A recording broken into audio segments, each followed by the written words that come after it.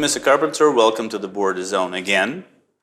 And it's very important for me to have you in this program today because last month, Russian propaganda media was stating that you are the part of Gavrilov's night. We call it Gavrilov's night, when Russian State Duma representative was asked to leave the country.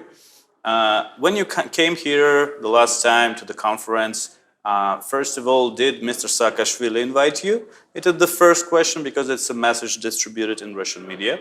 The second question, do you have anything related to this Gavrilov visit? So clearly, the Russian propaganda is going into overtime about my role in these events. I haven't spoken with former President Saakashvili in years. Obviously, I was invited not by him, but by the University of Georgia to participate in a conference on Russia's political and economic influence here in Georgia. So that's what I talked about, naturally. I left the country before the Gavrilov protests began, but this is exactly the sort of fake disinformation that the Russian propaganda machine wants to plant. And they do it very insidiously by saying things like, well, Mike Carpenter, former Pentagon official, just happened to be in Georgia the week before it happened, and then insinuating all kinds of evil things on my behalf. So it was not your goal to provoke any kind of activities in Georgia? As if I had the power to convince the Georgian people to protest against the fact that their country is being occupied. It's just so ludicrous on its face that I could convince an entire population of people that lives under occupation each and every day and suffers from it.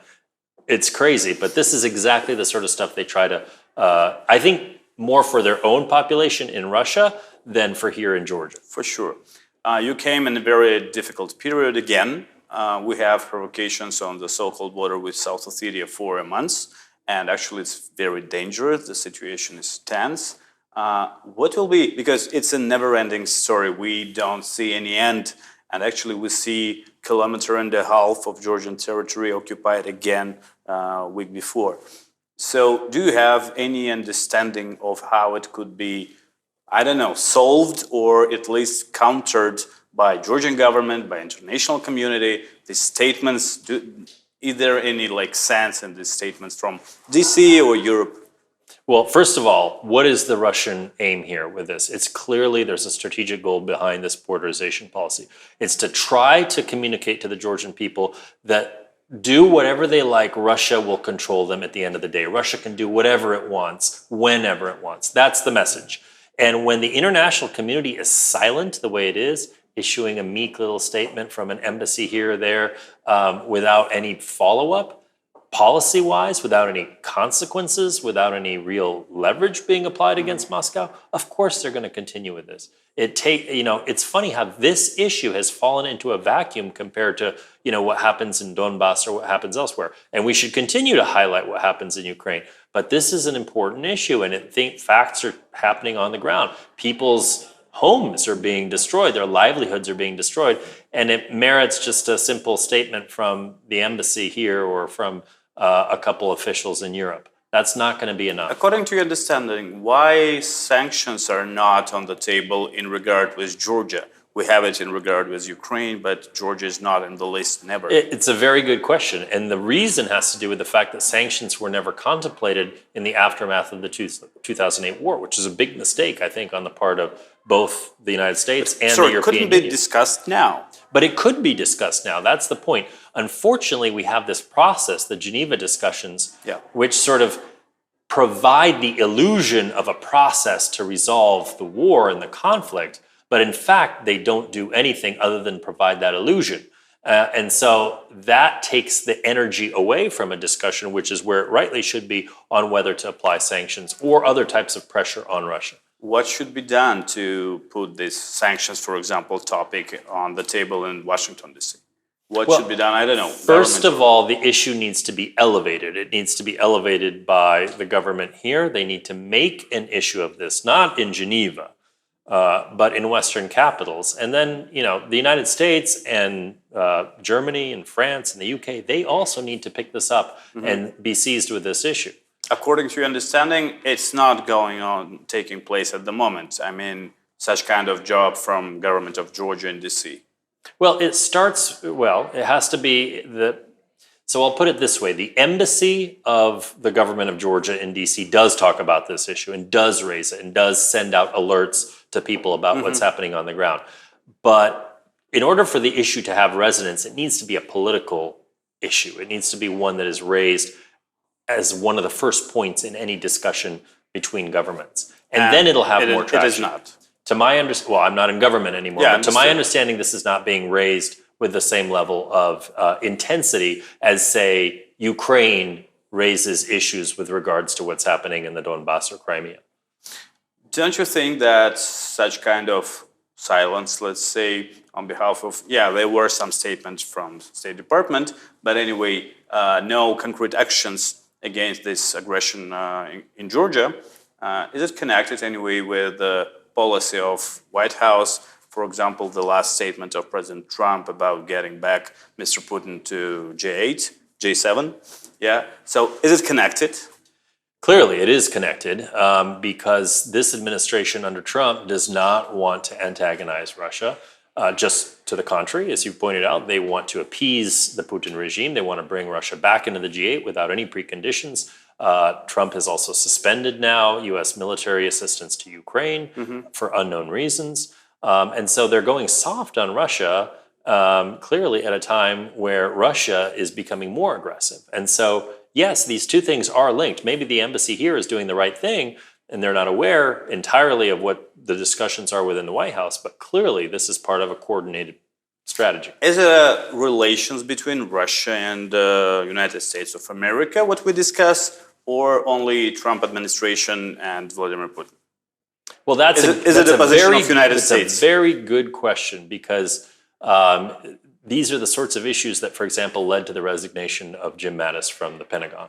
The fact that the U.S. is not standing more firmly with our allies.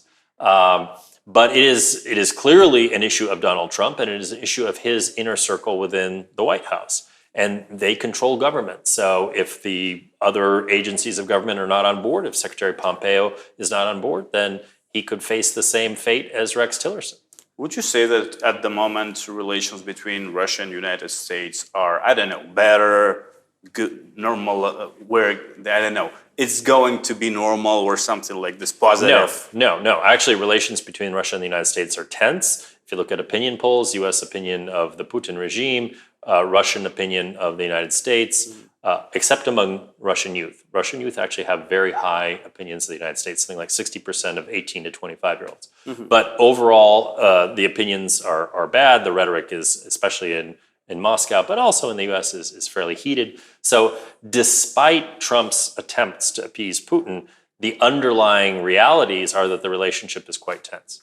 And in regard with this last change of arrested people from Ukraine and Russia that happened just 2 days ago, how is it considered on the West in the United States? Is it some kind of, I don't know, better behavior of Vladimir Putin, or they understand that it was just some political tool he used in Ukraine? It depends who you talk to. I'm very glad the exchange happened because I'm happy for the families of those who were imprisoned.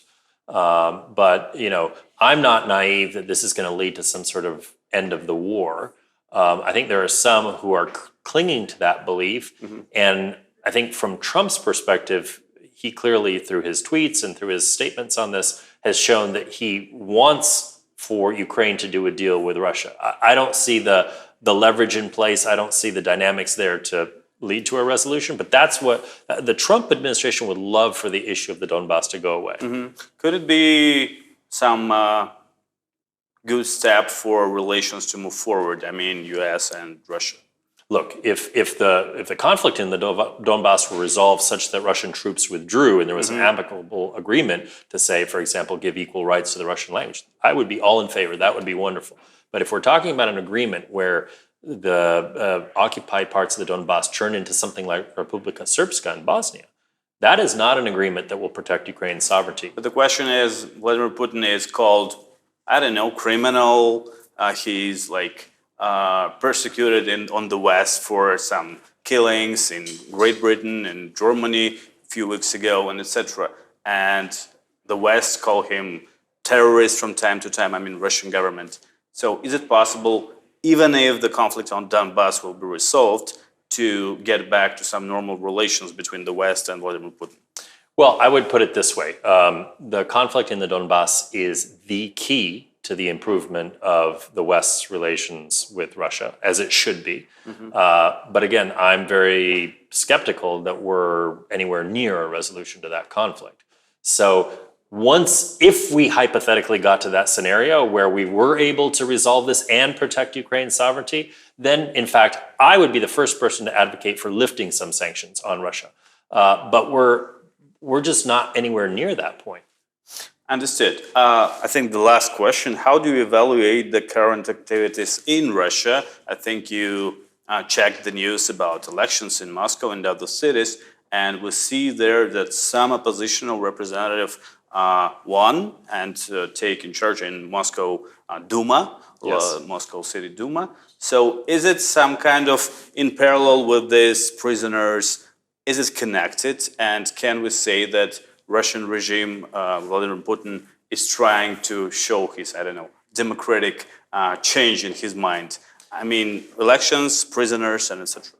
I think they're connected in the sense that Putin pays a lot of attention to opinion polls and what people think. And clearly having the Ukrainian sailors captive was not an issue that most Russians supported. And so I think it was easy politically for him to make this big gesture of goodwill, so to speak. But in terms of the elections, look, I mean, there were no concessions made in terms of the elections. These were not democratic elections. Most of the candidates from the opposition were not allowed to participate. The fact that some won election to the Moscow Duma and the fact that so many people in Moscow voted against Единая Россия, against the United Russia Party, is heartening because it shows that young people, especially in the big cities, are sick and tired of this regime and they want to vote for other alternatives, but the system is stacked against them.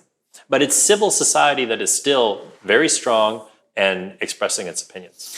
We're now in Tbilisi, Georgia, and as my last question, we say that Russian government is occupying the country. We see the creeping occupation. We see all the human rights violations and etc. How do you evaluate current situation in Georgia in regard with democratic movement development? And we talked already a little about Anatlia port, but all persecution against Mr. Khazaradze, one of the leaders of this project, are still in action, and he has some law problems.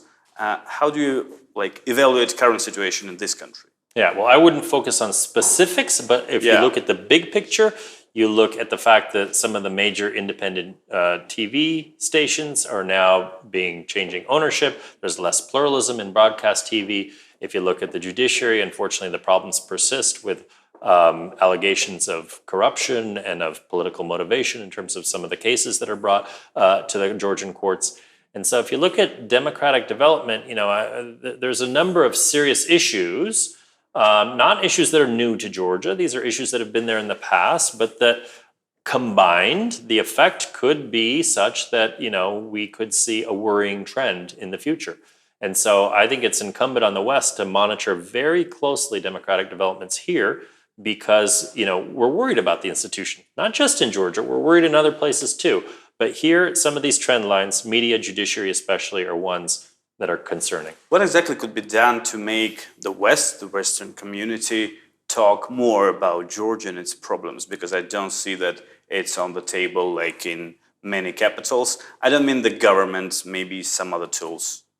Well, I wish that conferences like this one are one way to highlight this issue. I wish there was more attention to this. The fact that you have the State Department so understaffed now, we don't have an acting assistant secretary, we don't in the Pentagon either, for this region, that's Senate confirmed. That doesn't help, but more political attention needs to be focused. I would love for more members of Congress to come here and see with their own eyes what's happening, both in the Skin Valley region on the administrative boundary line, but also in terms of the internal developments here. There is no any tool United States, for example, could do in reality, providing more weapon or do practically in regard with occupation.